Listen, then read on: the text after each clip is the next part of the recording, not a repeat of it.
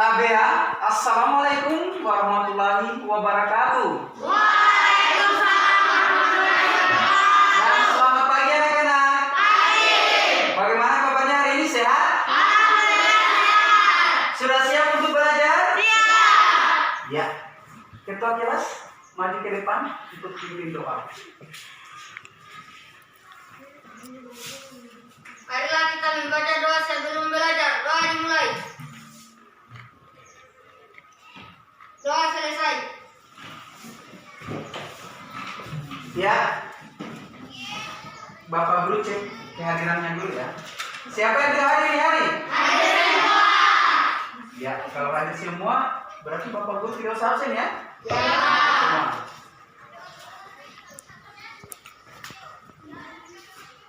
Kenapa pada pegang semua?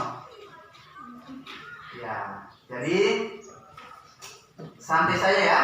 Pada hari ini kita belajar pembelajaran baru. Tetapi masih ada kaitannya dengan pembelajaran kemarin. Ya, kemarin kita sudah belajar tentang menelaah keberagaman sosial, budaya, ekonomi di era globalisasi masyarakat sekarang ini. Mungkin di antara anak-anak masih mengingat kira-kira keberagaman apa saja di era globalisasi ini yang terjadi di masyarakat. Siapa? Ya, Reza. Keberagaman sosial, budaya, kuliner, ras. Iya, bagus, tepuk tangan. Ada lagi yang lain? Sama. Ya, jadi berbicara keberagaman sosial banyak. Ya. Keberagaman budaya banyak. Keberagaman suku banyak. Jadi di negara Indonesia yang kita cintai ini banyak keberagaman. Ada keberagaman suku, suku Muna, suku Tolaki, suku Jawa, suku Bugis, dan suku-suku yang lain. Berbicara bahasa banyak. Ada bahasa Muna, bahasa Jawa, bahasa Bugis, dan bahasa-bahasa yang lain. Ya, dan yang paling utama berbicara keanekaragaman makanan khas. Kalau bicara keanekaragaman makanan khas ini semua pasti senang. Karena semua yang enak-enak, tau? Ya, Pak. Jadi semuanya itu merupakan keanekaragaman bangsa Indonesia.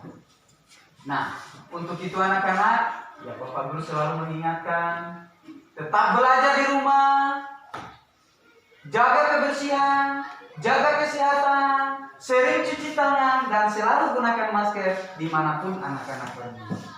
Ingat, negara kita sedang dilanda sebuah wabah, yaitu wabah virus corona. Ya, kita berdoa mudah-mudahan daerah kita ini terhindar dari virus itu ya. Amin. Baik, anak-anak, untuk itu pada hari ini kita tetap kembali belajar tema 4, globalisasi. Subtema 1, globalisasi di sekitarku, pembelajaran 3. Ada 4 tujuan yang kita harus capai pada hari ini, anak-anak. Yang pertama, dengan membaca melalui buku tema anak-anak, peserta didik mampu menyebutkan, menuliskan informasi penting dalam teks eksplanasi yang dibaca. 2. Setelah membaca melalui buku tema anak-anak, peserta didik mampu melaporkan informasi penting dalam teks eksplanasi yang dibaca. Dan yang ketiga, setelah pengamatan melalui media gambar, peserta didik mampu mengidentifikasi komponen dan fungsi serta cara menyalurkan energi listrik. Dan yang terakhir, setelah melakukan pengamatan melalui media gambar, peserta didik mampu melaporkan informasi tentang proses penyaluran energi listrik pada pusat pembangkit listrik dengan cepat. Nah, di era globalisasi sekarang ini, informasi yang anak-anak dapat baik melalui televisi, dan beda-beda elektronika lain ataupun dalam sebuah teks-teks eksplanasi. Nah, untuk itu Bapak Guru akan menjelaskan apa itu teks eksplanasi. Ada yang bisa tahu apa itu teks eksplanasi? Ya, Rina. Berdiri. Teks eksplanasi adalah teks yang berisi tentang proses mengapa dan bagaimana suatu peristiwa alam dengan pengetahuan sosial dan budaya yang Iya, bagus, tepuk tangan. Ada lagi yang lain? Iya. Jadi teks eksplanasi itu adalah teks yang menjelaskan tentang proses mengapa, bagaimana suatu peristiwa alam, ilmu pengetahuan, ekonomi, sosial yang terjadi. Ada ciri-ciri yang harus anak-anak ketahui di dalam menentukan informasi penting dalam sebuah teks eksplanasi. Ciri yang pertama, bahwa di dalam teks eksplanasi itu memberikan informasi, artinya informatif. Bisa dipahami? Yang kedua, dalam teks eksplanasi dia menjelaskan tentang proses. Apakah di situ proses penyaluran energi listrik atau proses mengapa terjadi hujan? Ya, yang jelas di dalamnya adalah proses. Dan yang ketiga, teks eksplanasi sifatnya fakta, betul-betul terjadi. Nah, untuk itu di dalam menentukan informasi penting dalam sebuah teks eksplanasi, yang perlu anak-anak ketahui bahwa di dalam teks eksplanasi yang dibaca ada informasi yang akan didapat. Ada apa? informasi. Ya, ada informasi yang akan didapat setelah dibaca. Lalu informasi itu bisa diketahui dengan cara apa? Menjawab pertanyaan yang telah disediakan setelah membaca teks eksplanasi. Bisa dipahami? Ya, Pak. Gampang kan? Dalam menentukan informasi penting dalam sebuah teks eksplanasi? Ya, Pak. Iya, kuncinya adalah anak-anak membaca dan memahami bacaan. Lalu silakan baca, silakan jawab pertanyaan yang sudah disiapkan. Nah, untuk itu silakan buka buku tema baca proses penyaluran energi listrik. Ya, sambil dibaca, dipahami, ya, kemudian Bapak Guru akan membagikan LKPD untuk dikerjakan terkait proses penyaluran energi listrik.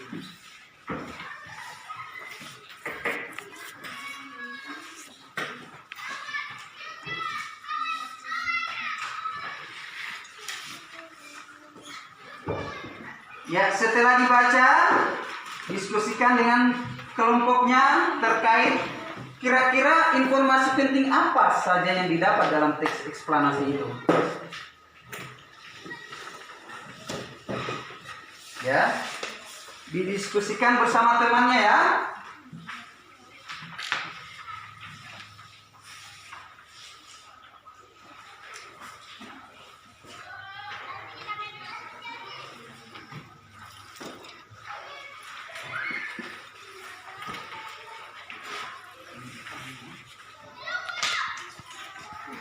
Ya, saya kasih waktu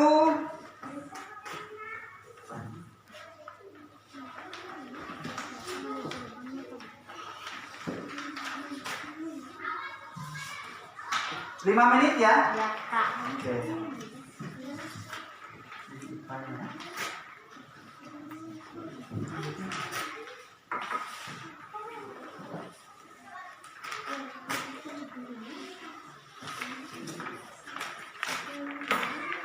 Silakan baca, pahami, lalu diskusikan dengan temannya.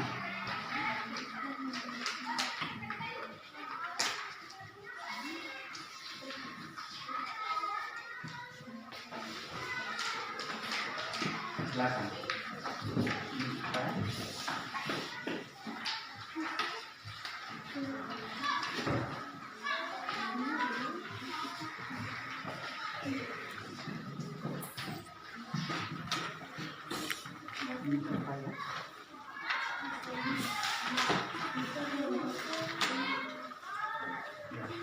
informasi penting saja dulu yang ditulis ya.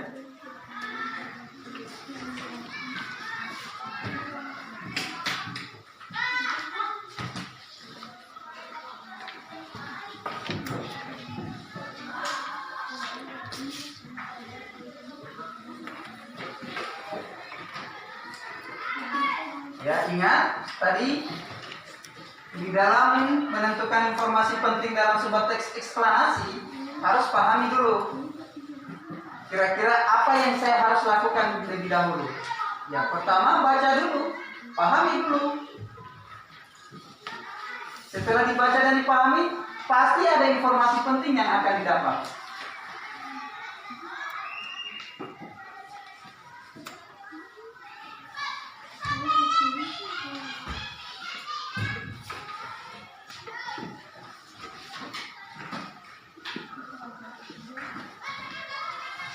Bisa dipahami semua? Bisa? Iya.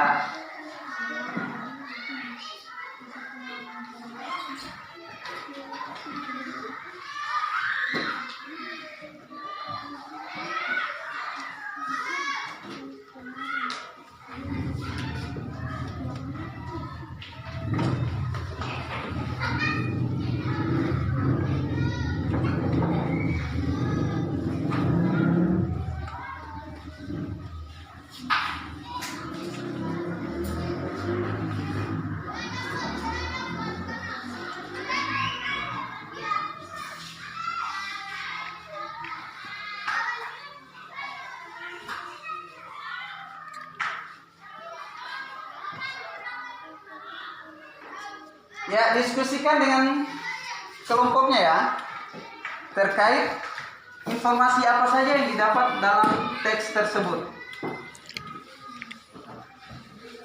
Mulai dari paragraf pertama, paragraf kedua, dan paragraf ketiga. Bisa dipahami semua? Bisa tidak? Bisa. Bisa atau bisa? Bisa. Ya.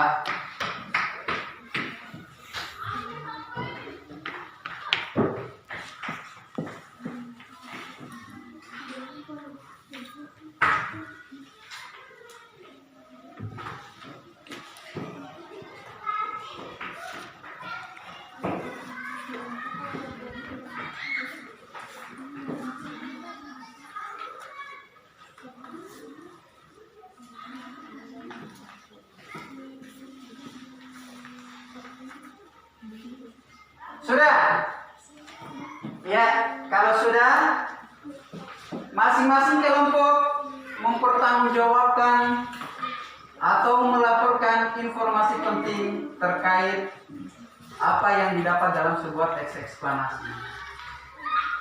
Saya mulai dari kelompok 1, maju. Yang lain dengarkan ya, dengarkan. Informasi yang saya dapat. 1. Listrik memiliki peran penting di era globalisasi. 2. Proses penyaluran energi listrik. 3. Dengan adanya listrik, kini masyarakat dapat mengakses informasi yang berasal dari berbagai belahan dunia. Iya, bagus, tepuk tangan untuk kelompok 1. Kelompok 2, maju.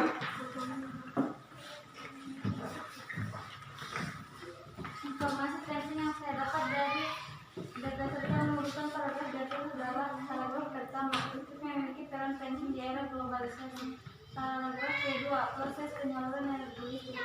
Paragraf ketiga, dengan adanya listrik masyarakat dapat mengakses informasi yang berasal dari belahan dunia. Iya, bagus, tepuk tangan. Jadi menampilkan informasinya, jangan cepat-cepat ya, pelan-pelan saja, dan suaranya harus jelas. Oke, maju kelompok 3. Paragraf 1. Listrik memiliki peran penting di daerah globalisasi. Paragraf 2. Proses penyaluran energi listrik. Paragraf 3. Dengan adanya listrik, masyarakat dapat mengakses informasi yang berasal dari berbagai belahan dunia. Iya, bagus, tepuk tangan. Kelompok terakhir, siap.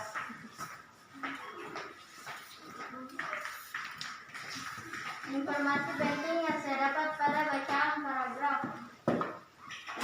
Paragraf 1. Listrik memiliki peran penting di era globalisasi. Paragraf 2. Proses penyaluran energi listrik. Paragraf 3. Dengan adanya listrik, masyarakat dapat mengakses informasi yang berasal dari berbagai belahan dunia. Iya, tepuk tangan. Ya, jadi setelah Bapak Guru mendengar dari kegiatan, dari penyelesaian kegiatan yang anak-anak lakukan, ya rata-rata semua kelompok dan semua anak-anak sudah bagus semua ya. Ya, jadi terkait penjelasan tentang teks eksplanasi sampai di sini ada pertanyaan? Iya, Sidik. Tolong dijelaskan Pak ciri-ciri teks eksplanasi. Iya, didengarkan semua. Teman kita meminta untuk menjelaskan kembali ciri-ciri teks eksplanasi. Ya, jadi ciri-ciri teks eksplanasi yang pertama adalah bahwa pada teks eksplanasi dia bersifat informatif. Apa itu informatif? Memberikan informasi. Jadi di dalam sebuah teks eksplanasi itu ada informasi yang kita dapat. Bisa dipahami? Bisa? Yang kedua, bahwa di dalam teks eksplanasi dia bersifat menjelaskan proses. Nah, seperti yang dibaca tadi, di situ yang dibaca adalah proses penyaluran energi listrik. Berarti dia menjelaskan tentang proses. Sebentar kita akan jelaskan terkait materi berikutnya. Dan yang ketiga, teks eksplanasi itu sifatnya fakta. Apa itu fakta? Benar-benar terjadi. Ya, jadi fakta dia, benar-benar terjadi adanya. Bukan hasil rekayasa. Bisa dipahami? Iya, bagus. Ada lagi yang lain?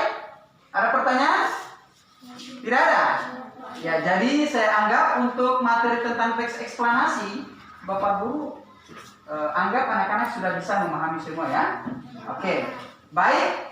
Kita lanjut materi berikutnya tentang proses penyaluran energi listrik. Di era globalisasi ini anak-anak, tadi Bapak Guru sudah menjelaskan bahwa banyak informasi yang anak-anak dapat di luar sana, baik di media televisi dan media-media elektronik yang lain. Tentu tidak terlepas dengan adanya listrik.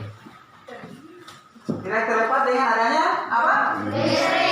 Listrik sangat berperan di era globalisasi sekarang ini.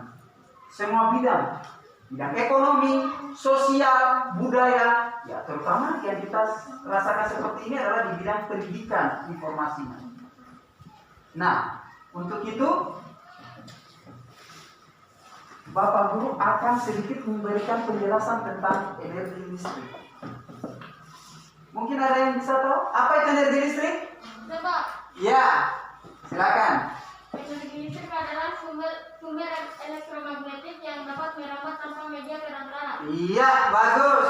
Jadi energi listrik adalah sumber energi utama dalam pusat pembangkit listrik atau dalam proses energi listrik.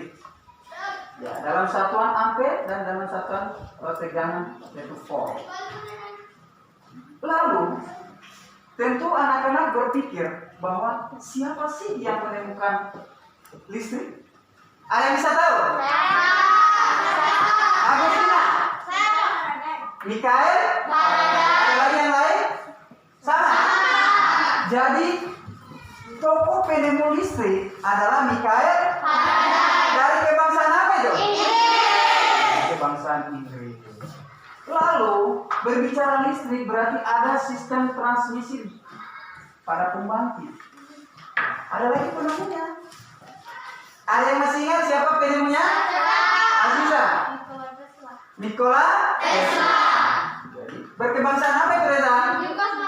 Yugoslavia. Ya, berkebangsaan Yugoslavia. Jadi orang-orang inilah, tokoh-tokoh inilah yang menemukan listrik dan sumber-sumber transmisi pada saluran distribusi. Bisa dipahami? Ya, Pak. Nah, di dalam proses penyaluran energi listrik ada komponen-komponen yang anak-anak harus ketahui. Komponen yang pertama adalah sistem transmisi yang fungsinya adalah menyalurkan atau membangkitkan listrik ke pusat-pusat pembangkit. Bisa dipahami? Bisa? Bisa? Yang kedua, sistem distribusi yang fungsinya adalah menurunkan tegangan pada gadu-gadu induk. Dan yang ketiga, transformator, di mana transformator ini fungsinya adalah menaikkan dan menurunkan tegangan. Nah, untuk itu mungkin kita akan membahas tentang bagaimana setelah kita membahas tentang komponennya, berarti kita akan bahas bagaimana proses perjalanannya sehingga sampai ke rumah warga. Ya, kita harus tahu bahwa ada pembangkit-pembangkit untuk membangkitkan energi listrik. Ada yang masih ingat pembangkit-pembangkit apa saja yang sudah tersedia di alam? Berdiri. PLTU, PLTA, panas bumi, dan angin. Iya, tepuk tangan. Ada yang namanya PLTU. Apa itu PLTU? PLTA. Apa itu PLTA? Dan angin. Ya. Jadi kesemuanya itu adalah merupakan sumber-sumber pembangkit listrik. Ya, untuk lebih jelasnya, silakan amati kembali proses penyaluran energi listrik pada buku temanya. Sambil diamati, perhatikan di papan tulis. Bapak Guru akan menjelaskan proses penyaluran energi listrik.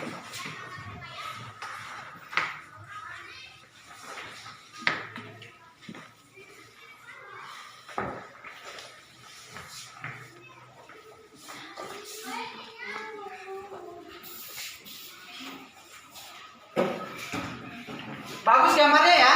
Ya, anggaplah bagus lah. Ya? Oke. Jadi baik anak-anak, di sini Bapak Guru akan menjelaskan proses penyaluran energi listrik. Kita mulai yang pertama adalah dari bahan bakar batu bara. Ya, perhatikan. Sebentar ini akan dikerja untuk dikumpul. Bahan bakar batu bara masuk ke pembangkit listrik melalui PLTU.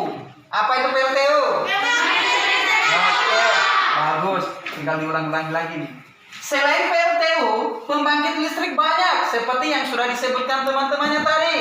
Ada yang namanya PLTA, panas bumi, dan ada juga yang dari angin. Bisa dipahami? Selanjutnya masuk ke trafo untuk dinaikkan tegangannya dari 500 kilo. Bisa dipahami sampai di sini? Ya, Pak. Lalu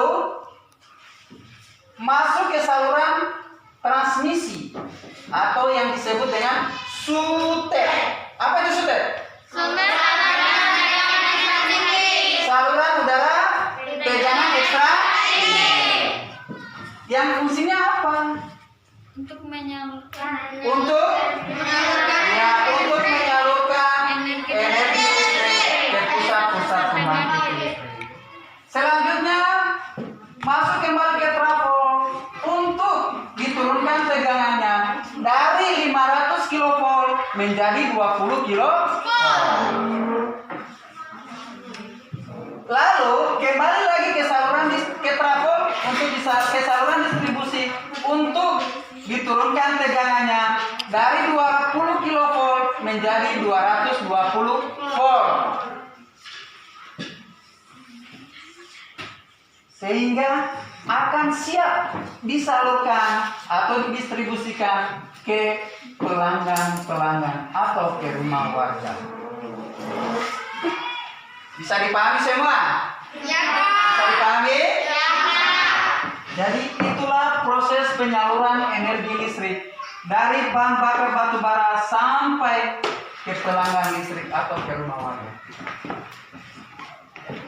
Sampai di sini terkait proses penyaluran energi listrik, ada pertanyaan?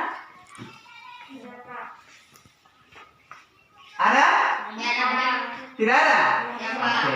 Kalau tidak ada, berarti Bapak Guru akan bertanya.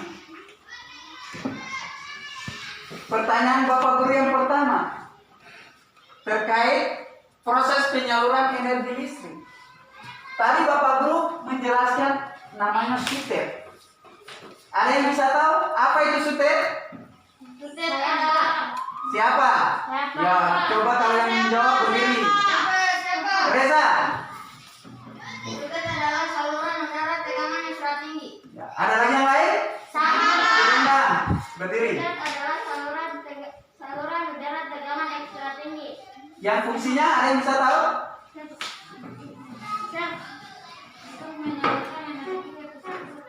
Iya, untuk menyalurkan energi listrik ke pusat-pusat pembangkit. Pertanyaan Bapak Guru selanjutnya. Kira-kira apa manfaat listrik buat anak-anak? Ada yang bisa? Siapa? Ayo, siapa yang bisa? Ini. Bisa menyalakan barang-barang elektronik seperti televisi, kulkas, dan lain-lain. Iya, bagus. Bisa menyalakan atau mengaktifkan barang-barang elektronik. Ada lagi yang lain? Siapa? Ada lagi yang lain? Ayo. Siapa? Iya, Bang.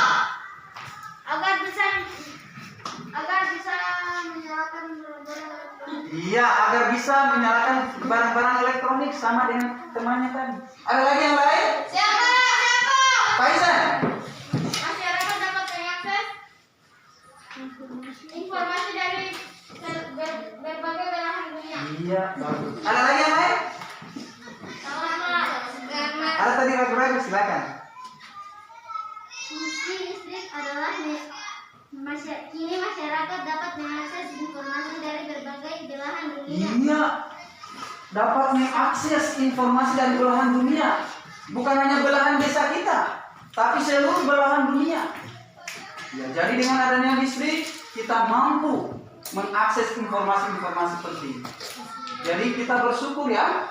Ya, di desa kita ini sudah ada listrik. Nah, pertanyaan Bapak Guru selanjutnya. Kira-kira apa yang anak-anak rasakan jika tidak ada listrik? Coba. Tentunya tanpa listrik kita sulit untuk melakukan aktivitas sehari-hari. Iya, tentunya kalau tidak ada listrik kita tidak bisa melakukan aktivitas, terutama aktivitas malam Hari. Betul tidak? Betul. Betul tidak? Betul. Nah, jadi listrik sangat berperan penting di dalam kehidupan manusia di segala bidang. Ya, bisa dipahami. Tadi Bapak Guru sudah menjelaskan tentang proses penyaluran energi listrik. Kegiatan selanjutnya adalah masing-masing kelompok presentasikan hasil kegiatannya. Saya mulai dari kelompok 1. Maju.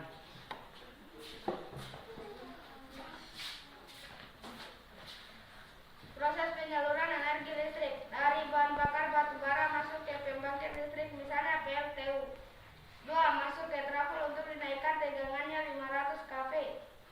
3. Dari trafo masuk ke transmisi atau sutet. 4.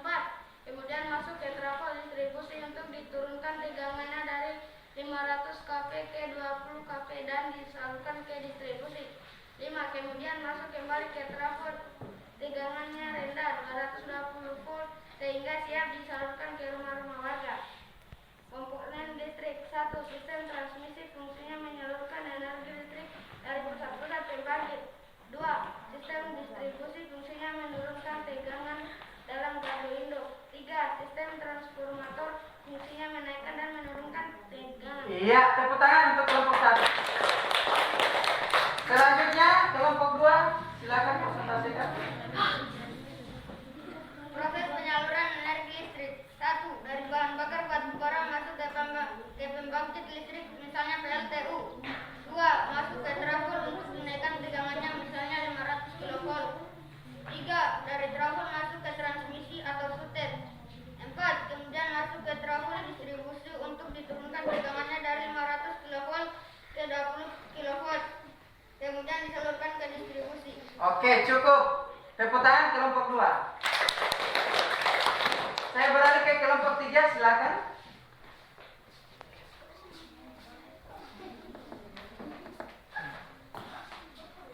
Proses penyaluran energi listrik. Dari bahan batu bara masuk ke pembangkit listrik, misalnya PLTU. Masuk ke trafo untuk dinaikkan tegangannya, misalnya 500 kV.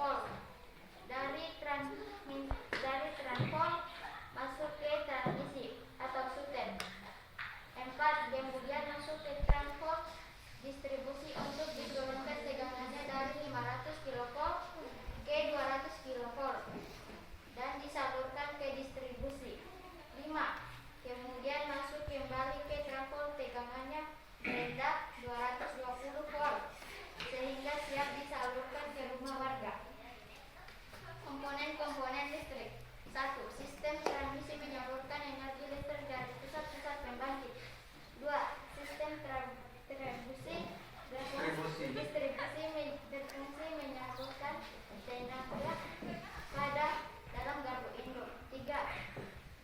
Transformator menaikkan dan menurunkan tegangannya. Oke, bagus. Kelompok terakhir. Siap. Proses penyaluran energi listrik. 1. Dari bahan bakar batu bara masuk ke pembangkit listrik, misalnya PLTU. 2. Masuk ke trafo untuk dinaikkan tegangannya, misalnya 500 kV. 3. Dari trafo masuk ke transmisi atau sutet. 4. Kemudian masuk ke trafo distribusi untuk diturunkan tegangannya dari 500 kV ke 20 kV dan disalurkan ke distribusi. 5. Kemudian masuk kembali ke trafo, tegangan rendah 220 volt sehingga siap disalurkan ke rumah warga. Sistem transmisi berfungsi menyalurkan energi listrik dari pusat-pusat pembangkit. Sistem distribusi berfungsi menurunkan tegangan dalam gardu induk. Transformator berfungsi menaikkan dan menurunkan tegangan. Ya, tepuk tangan. Jadi harapan dari Bapak Guru adalah untuk setiap pembelajaran kita, baik pembelajaran yang sudah dan masih berjalan, itu tetap selalu diingat-ingat, ya. Lalu setelah diingat, kembali ke rumah untuk dipelajari kembali. Ingat, ya, tetap selalu belajar dengan rajin, belajar dengan semangat. Tapi jangan lupa jaga kesehatan. Sering cuci tangan, selalu gunakan masker dimanapun anak-anak pergi. Karena ingat, negara kita masih dalam proses pemulihan.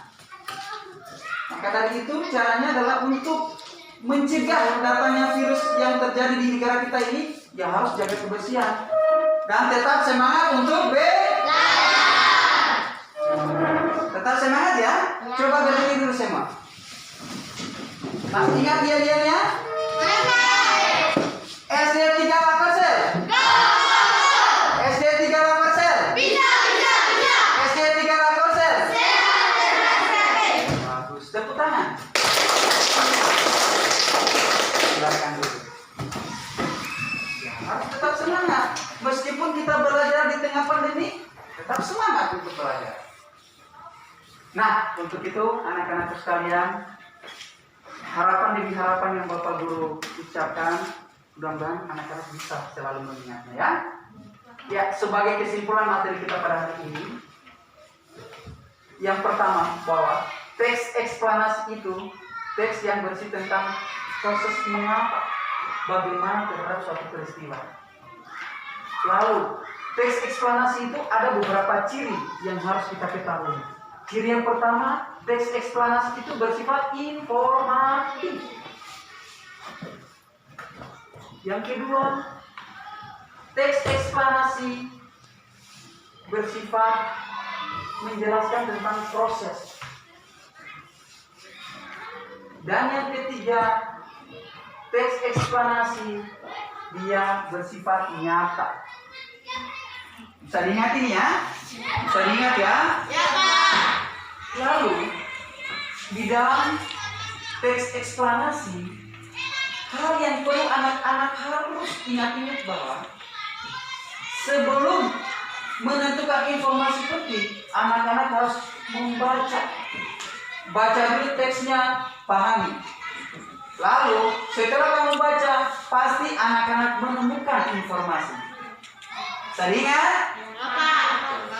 Yang selanjutnya, bahwa pada listrik ada tokoh-tokoh penemu. Ada tokoh penemu listrik namanya Mikael. Ada tokoh penemu pembangkit listrik namanya Nikola.